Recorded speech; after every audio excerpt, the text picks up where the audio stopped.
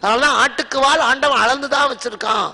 நமக்கு கொடுத்திருப்ப இதுக்கு மேல கொடுத்தா நாம எப்படி இருப்போம்னு அவனுக்கு தெரியும். அதனாலதான் சில பேரை ஏழையை ஏழையாவே வச்சிருக்கான். இவனுக்கு பணத்தை கொடுத்தா இவன் நாசமா போயிடுவான். சில பணக்காரனுக்கு பணத்தை கொடுக்குறான் இவன் ஒழிஞ்சு போகட்டும்னு. அவன் ஒழிஞ்சு போறதுக்காகவே பல பேருக்கு பதவியை தர்றான். ஒண்ணு ஞாபகம் வச்சுக்கோ, நாமெல்லாம் நிம்மதி, தினம் சாப்பிட்ற சாப்பாடு, ஏதோ கிடைக்கிற உத்தியோகம், கிடைக்கிற சம்பளம், உச்சியில தூக்கி வச்சான்னா அப்பவே நம்ம பயப்படணும். பாதாம் கீர் குடிச்சவனுக்கு பழைய சோறு இறங்காது. பழைய சோறே குடிச்சுக்கிட்டு இருக்கணும், அதுவே பாதாம் கீர் மாதிரி இருக்கும்.